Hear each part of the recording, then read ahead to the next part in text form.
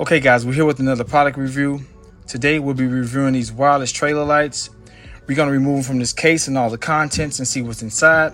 And then we'll take them out and test them out and see just how good these lights are when compared to the ones that's wired. Alright, let's jump into the video.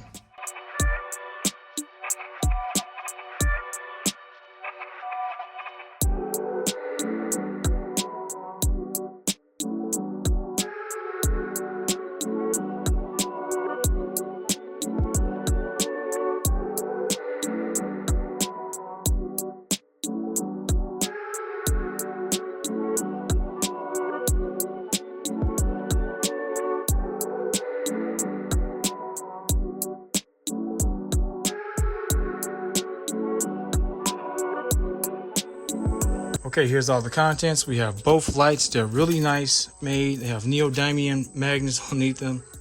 Here's an on and off. Appears to be fully charged, but we're going to charge it some more. I think the blue.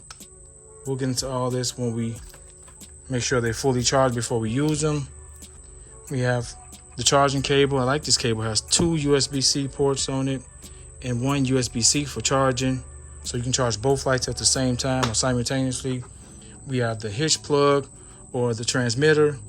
It has the 4-pin connector for use if you only have 4 pins, or it has a 7-pin connector. So you can use both if you have both on your vehicle or your truck. Here's some wrenches to tighten the tension on the lights, how you want to move. We have these mounting plates. In the event you need to stick these onto some plastic or something or some wood, you don't have a metal surface, these plates are here with some screws that allows you to attach them in place. There's these safety cables here that loops through here, and I'll show you guys that. Also loops through each one of the lights on both sides that tighten down with these studs.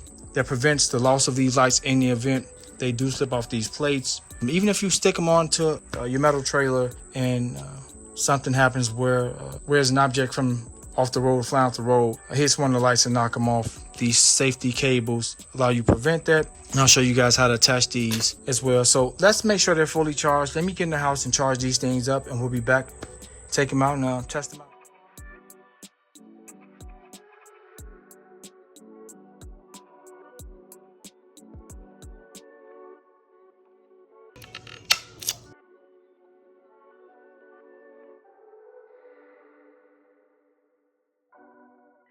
I'm just showing here how these suction cups have great suction to our table without me even pressing down. The suction can easily be relieved by pulling that tab, and they stick equally as great on a window or a glass surface. You just better be careful and make sure that surface is clean to avoid the risk of losing the light.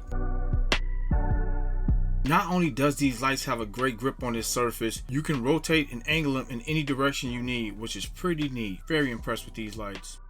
Now that the lights are fully charged, we can take them out and test them. I didn't measure the charging time because it varies whether the light is 25%, 50% charged, or close to 100%. Although I probably could have got an approximate time, but I didn't. So it varies and seems to be charging pretty quickly. All right, guys. So we're out here. It's nice out. We're gonna see or mimic us towing the vehicle. We're gonna use this older vehicle here to mimic as if we're towing it. We're gonna put the lights. We're gonna put the lights back here and see how far I can drive the truck up before we lose the signal. I just want to measure distance and just see how accurate they work, or if there's any lag or delay once we signal or hit the brakes. Let's install them, one here and one there, and see what we got. Here's both lights. Per the instructions, they're already paired from the factory, but I'll show you guys how to repair them in the event they're not paired or they lose connection with the lights, or the transmitter lose connection with the lights. I can show you guys how to repair them. So let's mount the lights first, then we're gonna try the 7-pin side, then we're gonna do the 4-pin side and see how it works. All right, so if you look here on the back, there's an R signaling that this is for the right side or the passenger side here in the States. The power indicator faces inward for left-hand drive vehicles, and here you can see the L for left hand side. And there's some specs on the back of both. So let's mount them up and we're gonna see how they stick on.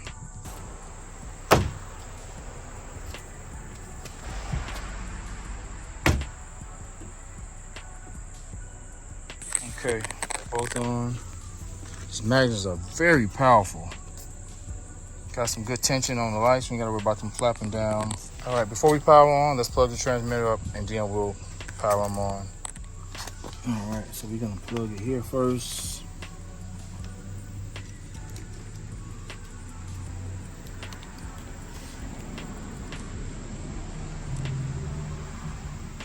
We can actually power both lights on before we turn the key for it. Just a quick press. Indicator showing we up. Let's do the other side.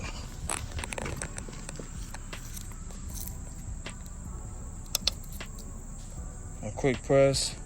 Let's turn the key for it. Start it. Okay, let's turn on the hazards. See if we got a signal. Wow, that's impressive. So we're gonna mount the camera. And I'm gonna yell backwards when I'm signaling left or signaling right. It's off. Left signal. Off. Right signal. Off. Park lights on. Wow. All right. For the record, guys, it's about 85 degrees today as well. All right, let's hit the brake lights. Park lights off. Brake lights off. Brake lights. Brake lights.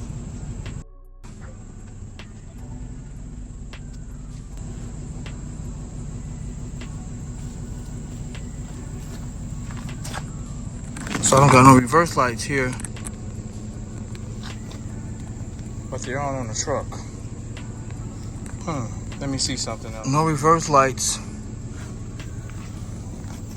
I got the hazards on now, so we getting function there. For some reason, I couldn't get the reverse lights to work on the light. As you can see, they're on the truck, but not the lights itself. I even tried off camera multiple times to get them to function. Not sure if it's something wrong with my connector or if the lights are faulty. I'll test them on another vehicle and then I'll have the results in this clip. After installing the trailer lights on another vehicle, I confirmed that the hitch plug on my truck is faulty, not the lights, and I'll show you guys here.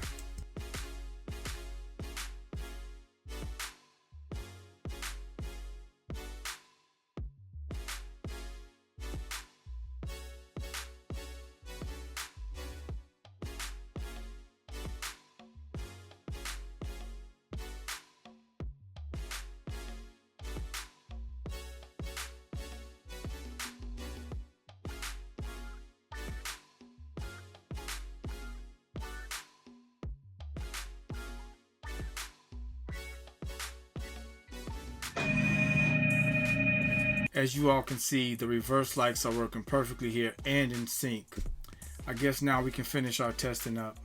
All right, let's test for distance now. We're currently mimicking as if this vehicle is on a trailer, so I got some distance there.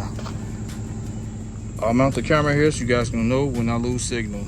I'm going to speed the clip up here to twice the speed. At first, you'll see me drive up about 10 feet, and then I'll probably drive the length of my driveway from the distance of this car. It's probably about 80 feet from where this car sits. If I went back to the garage, of course, we'll clear that 100 feet because these supposedly have 100 feet range, and I'm not going to clear that range here. If I drive out in the middle of the street and go down a little bit, I'll probably lose signal then, but when I drive up, you guys will see they'll still function.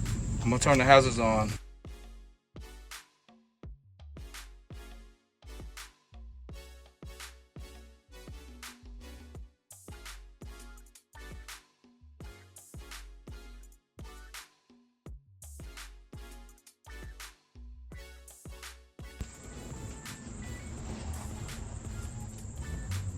Okay, it still got signals. I'm at the tip of the driveway and I'm still got great signal.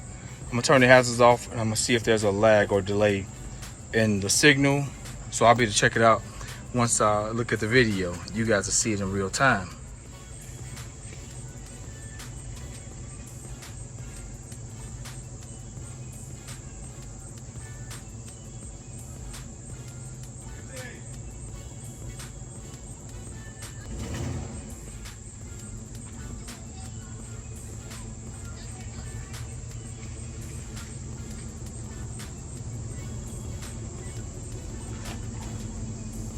Let's go to the 4-pin connector and just see how it pairs up. I got the vehicle off, but the lights are still powered up.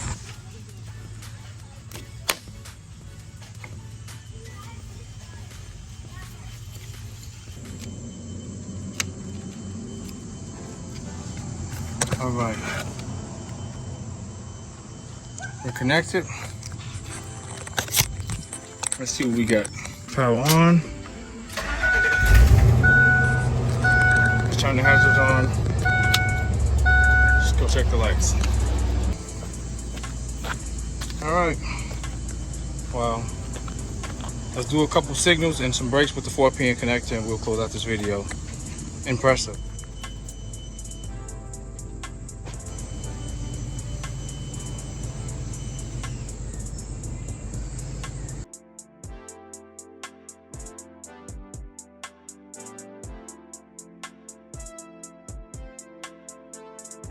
All right, let's try to power them off.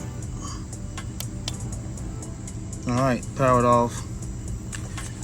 This one's off, so we're gonna see right now. Does it work when I hit the hazards again? All right, it's powered off. Got the hazards on. So let's power it off, all in one motion. Just a single press at the power button.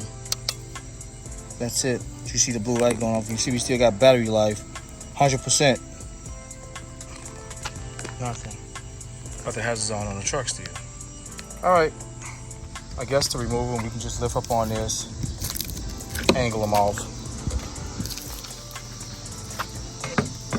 Same as the other. Just lift up, angle them. Here I'm just showing me charging the lights in the truck using the 12-volt source or the cigarette lighter outlet in the vehicle. So these are the magnetic lights the wireless lights are replacing. Although these are pretty good, they work fine, they stick well. You have limited reach with them. You only can go so wide. I recently just towed a vehicle or some scrap to the scrapyard using these, and I couldn't go that wide with them. I couldn't use them on my trailer, actually my small trailer, and I just had to put them on the vehicle because of the width. As you see me pointing out, I didn't have much width there to work with. And the length of the wire that I'm about to show here is about as long as a regular auto transport or just a regular vehicle trailer. Not much length at all to use them. So the wireless lights are a massive improvement or upgrade when compared to these. However, these will still be on standby in the event the wireless lights batteries dies or I can't get them to pair. These just plug and play. They power from the vehicle. So that's the only pro when comparing the two, and I sure could have used them here when I went to the scrapyard to scrap all this metal. I was only able to stretch the lights as far as the wires will let me, and I could have placed the wireless ones anywhere. Here I'm going to show you how to attach or secure the lights with the cable if you don't have a non-ferrous surface when using these plates or mounting these plates to it. There's a variety of ways to use them. They're 42 inches long, both cables that come with it. There's just got one here and a stud, and I'm just showing you just a method that's recommended by the instruction guide to wrap them through the lights. So you can make these cables work as you wish. There's no specific way to use them. The goal is to secure the lights so you won't lose them if they fly off the vehicle. That's it.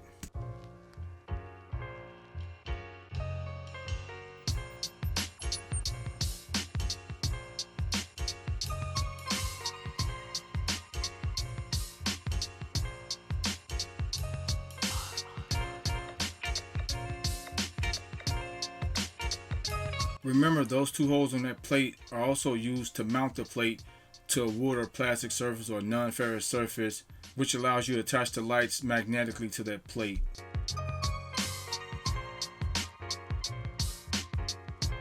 Although the lights are attached to this vehicle magnetically, I'm still able to secure them with the cable via that trunk rack. So you still can find some way to use that cable if the lights are attached magnetically to some parts of the vehicle. Just want to show that or put emphasis on that. One last thing I'd like to talk about before we conclude the video, as far as pairing the device, if somehow or for some strange reasons this device lose contact with the light itself, the transmitter, there's a pairing button here. I'm gonna press that while it's plugged up. You turn on the back of here, press this once, 2 times really quickly, and it's in a pairing mode.